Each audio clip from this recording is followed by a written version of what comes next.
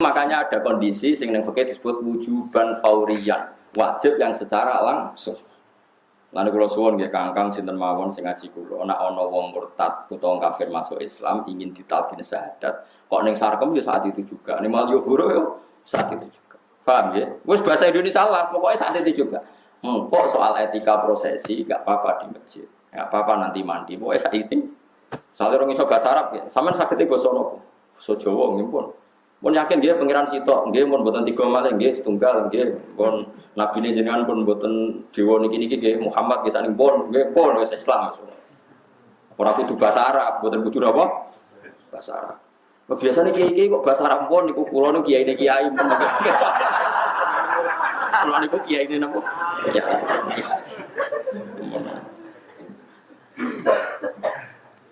Nah itu memang seperti itu, makanya ngaji, ya pentingnya ngaji. Sama delok tentang kitab Bajuri, tentang kitab Sulam Taufik. Tapi saya sendiri secara pribadi gak berpendapat kiainya tadi ikut murtad karena wong kiai kok tersangka. Pokoknya salah, ora usah arani murtad. Pokoknya napa? Salah. Yang tidak melakukan fauran itu salah besar. Tapi ora usah mbok arani napa? Murtad. Karena enggak mesti kejadiannya se ekstrim yang saya bayangkan. Kecuali kejadiannya ekstrim tadi. Kowe gak not teh, jebule wong kafir iku mati wae iku perkara tenan aja. Oh perkara tenan kan? Iya toh kan. Misalnya ana wong kecelakaan kejet-kejet ning Ratan. Umpama mbok tulung langsung iku selamat. Jebule kowe ngenteni klambenan, pas ana truk liwat, wer langsung. Mestinya umpama langsung mbok tulung mbok ikira kan gak diplindes truk. Gara-gara ke klambenan sik ana truk liwat. Wer protes. Mesti pengen ngalah bengi saking goblok iki gedhe. Wong nak gedhe tuh teke. Dadi teke lambat kena berat badan. Nah padha saiki wong iku pas ngopi terus mati. Mbok gawe kopi terus mati. Umpama langsung mbok syahadat matine muslim tak kafir? Muslim. Gara-gara terlambat matine kafir. Berarti sebab kafire sapa?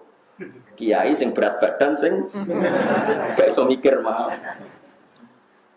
Lah ya melane kudu ngaji, melane tenggene kitab takrib, teng kitab Sulam Safina, termasuk dosa besar adalah seorang muslim yang dimintai mentalkin syahadat, kemudian dia bilang mandi dulu atau minum dulu, karena berarti ikut memperpanjang kekafiran yang dia bisa menghilangkan saat itu juga.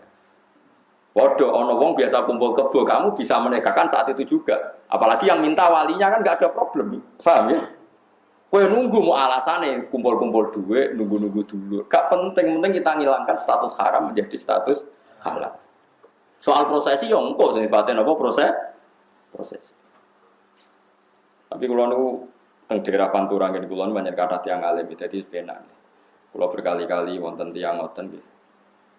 Seminggu malih Gus kula dereng tidur. Saiki ya. Nah, takok keliyo jawabane saiki. Jadi enaknya itu jadi konsensus bersama untuk seperti itu. Karena wong alim cek akeh. Nah, wong alim ra akeh yo kene kok rugen-rugen. Nggih santine dhuwit monggo. Seminggu meneh bengi kelon. 8 hari kumpul kebo di bawah tanggung jawab Syekh Ruhin. Wah, neraka iki. Wis ra ngeloni ora rasane. Jadi kudu langsung wehen. Kawin? Ya saat itu juga soalnya saya kawin no. Sekseni sonong liwat terus. Si loro kene. Nah itu prosesi ya. Prosesi gak masalah kok dulu diomongi niki nekam pun kemarin jam sekian tengisor apa rambutane rogen sini. Tiang liwat be kedua to mriku wis kok terangno. Jadi hebatnya ulama gitu.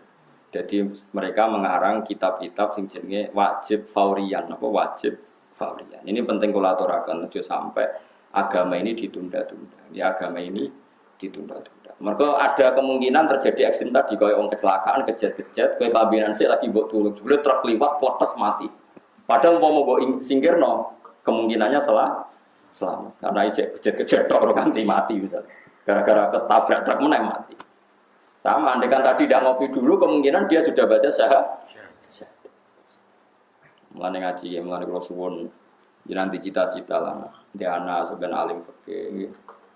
Ya buatan kudu salim kula kan delok bapak iki tapi jelas dilatih. Karena sebenarnya serana ngalim fikih rusak dunia. Saat ini kata tokoh besar tapi tidak alim fikih, dia populer tapi tidak alim fikih. Nak fatwa itu ngelantur. Dia punya kecakapan mimpin, mengumpulkan orang, tapi kecakapan fikihnya nol besar sehingga fatwanya itu ngelantur. Kita yang jadi ahli fikih jadi bingung. Hanya ada orang ingin masuk Islam, kita silakan diberi waktu dulu supaya Islamnya lewat berpikiran yang benar. Tidak bisa. Orang ingin Islam dan memberi kesempatan kita mengislamkan, kita harus melakukan secara fauron, harus secara langsung. Karena bisa saja setiap saat dia mati. Kalau mati sebelum talqin bisyahadah berarti mati kafir. Setelah ditalqin mati muslim. Dan kita kadang terlibat karena yang dimintai kita. Paham ya? Yang dimintai kita. Harus langsung. Gimana apa harus langsung.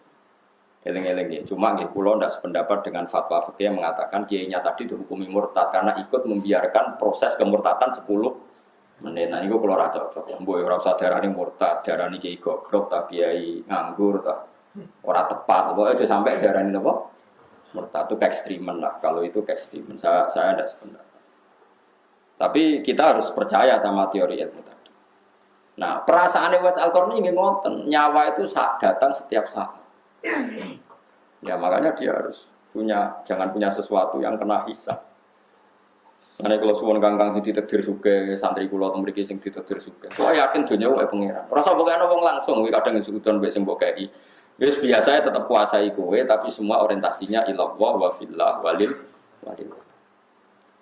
Ya niki fatwa kula tenan. Dieling-eling ya, Uwais Al-Qarni niku demi bekti teng ibuke nganti ra sempat sowan Kanjeng Nabi. Padahal Kanjeng Nabi jek sugeng.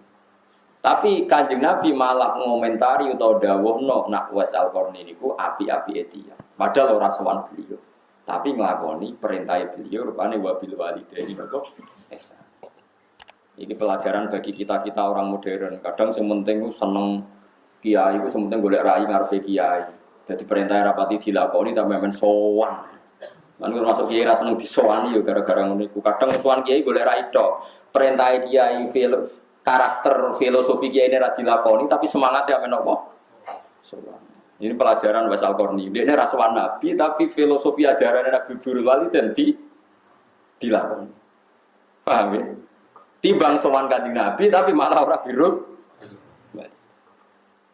Ini pelajaran bagi kita. Jadi sementing urutan pertama yang ngelakoni perintah HPI kiai, ora kok sowan kiai, sowan nomor loro telu saged.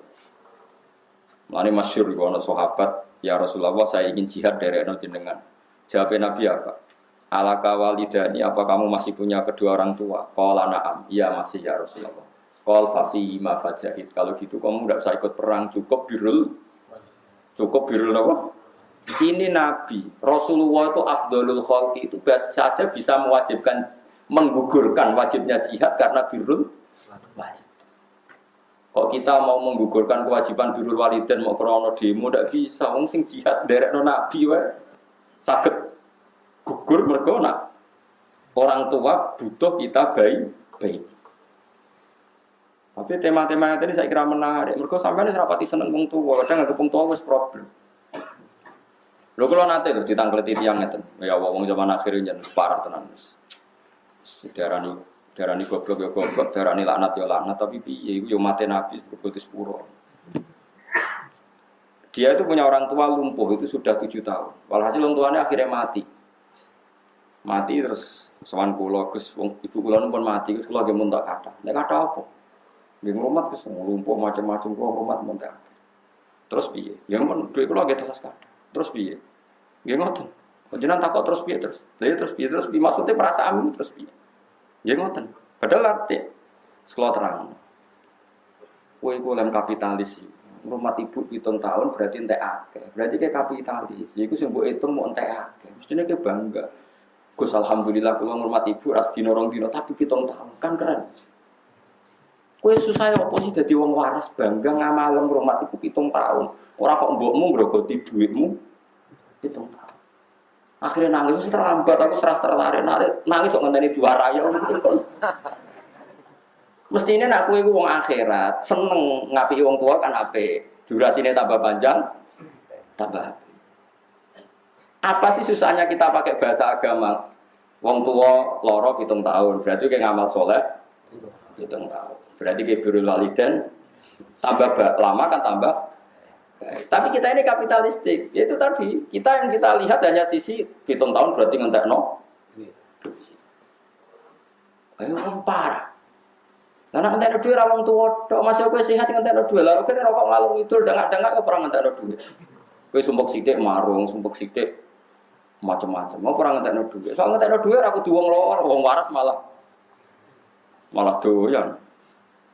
Mbok wong sing waras sithik iki biasa ae. Akhire jenazah niku pas kula lepas kula matur ngoten. Kula suwun niki amun diistilahno keluargane mun rumat lami nggih. Kula tulung istilahnya dirubah, mpun ngamal lami.